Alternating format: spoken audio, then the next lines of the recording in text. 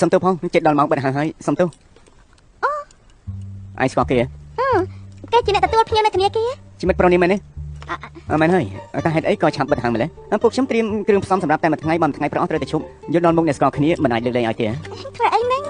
ពួកយើងមិនស្និទ្ធស្នាលគ្នាទេទោះបីជាប៉ាខ្ញុំមកក៏ខ្ញុំមិនធ្វើជូនដែរអញ្ចឹងក៏បានពួកយើងទៅវិញណាត់គ្នាលើក្រោយត្រូវតែមកណាលើក្រោយត្រូវតែមកណាអីបងធ្វើស្អីនេះចាំមែន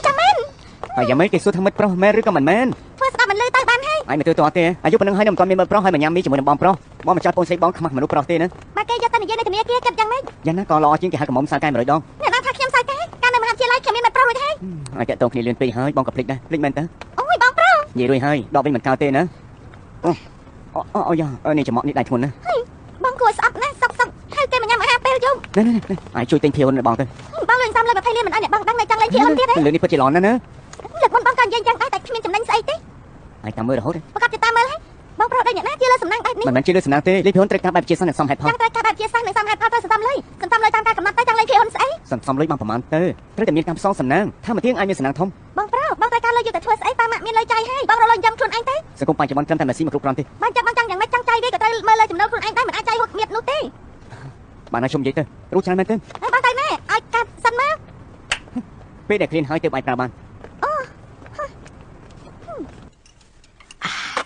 ឯងផឹកដែរទៅបាទអើយចំមិនដល់ចាក់ទៅចាក់មកអើយពេលស្ងោរទៅពិតជាឆ្ងាញ់ពិតមែនណាមិនមែនស្ងោរទេគឺចំហុយមួយមិនអាចបង្ខំភ្លើងទេអូរសជាតិដូចជាក្នុងហាងជប៉ុនបែបបិទព្រោះយើងរៀនធ្វើនៅហាងជប៉ុនអើយឃ្លានណាស់បងថ្លៃមកពិតមែនទេបងថ្លៃមកពីកាលទៅមកដល់ទេឥឡូវឧស្សាហ៍មកហើយក្រែងជាគ្រួសារតែមួយអីណែទៅលាងដៃសិនទៅយ៉ាមកខ្ញុំឃ្លានណាយកមួយទៅសួស្ដីបងថ្លៃអូនយ៉ាងសុខសប្បាយទេចាមកអស់បាយនេះអស់ហើយមុនមកមិនក៏មិនទេប្រាប់ចាំម៉ាក់ទៅស្រស់មីឲ្យខ្ញុំញ៉ាំមួយសិនណែទៅលាងដៃសិនទៅចាំមែនហើយពួកឯងនេះចូលចិត្តមកមិនលាងដៃសោះហើយការរបស់ញ៉ាំផ្ដេសផ្ដាស់ទៀតអើតែខ្ញុំមកផ្ទះបានលឺម៉ាក់រអ៊ូហើយម៉ាក់ទៅដាំបាយសិនចាំផ្លែទៅដាំអីនេះបងថ្លៃយកមកហើយមែនហើយម៉ាក់ថ្មនេះឲ្យដាំបាយធ្វើអីត្រូវហើយតែខ្ញុំមានបាយចាំខ្ញុំឲ្យអូនជិនយកមកនាងដាំទុកឲ្យខ្ញុំរហូតនឹងបងថ្លៃចេះសរសើរបងស្រីខ្ញុំទៀតណាមិនអញ្ចឹងជុំទី2ទៅហូបនៅផ្ទះខ្ញុំទៅអូនជិនគឺច្បាស់ជាសប្បាយចិត្តតាំងពីនាងតមន់ជាមួយម៉ាក់មកនាងក៏មិនសនុកក្នុងចិត្តដែរព្រោះយើងខានជួបជុំគ្នាយូរហើយក្នុងផ្ទះខ្ញុំក៏មានស្រាក្រហមដែរអូបើអញ្ចឹងជួបជុំគ្នាទៅខានជួបគ្នាបាននេះយូរហើយមែនទេមែនហើយម៉ាក់ខ្ញុំខានជួបបងស្រីយូរហើយនៅគាត់ណាយ៉ាងម៉េចប៉ាវាហើយឡានតែមួយជីអស់ដែរមិនតែទៀតលោកតាលោកយាយមកហើយយកពូអ្នកមីងនិងមីងតូចក៏មកដែរតាមែនទេចាម៉ាក់ទៅទិញម្ហូបថែមក្រៅពីសាច់ញាតិហាមឲ្យគ្នាឲ្យអ្នកក្រៃជើលមានមនុស្សអាក្រក់មកផ្ទះយើងមែនទេអត់ទេប៉ុន្តែហេតុអីម៉ាក់ចិត្តតែផ្ដាច់តាមធ្វើឲ្យគេបារម្ភ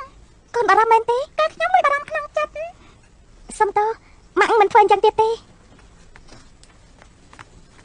ចាំមែន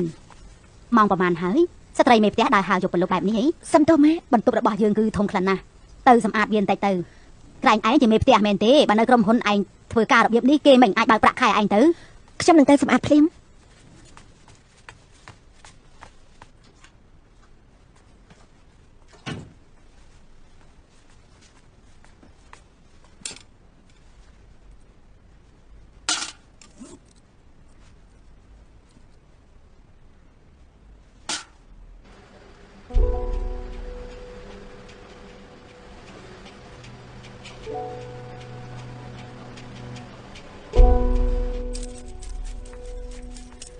ដូចជាមិនមែនខ្លាំងចាញ់ពីបន្ទប់ទេ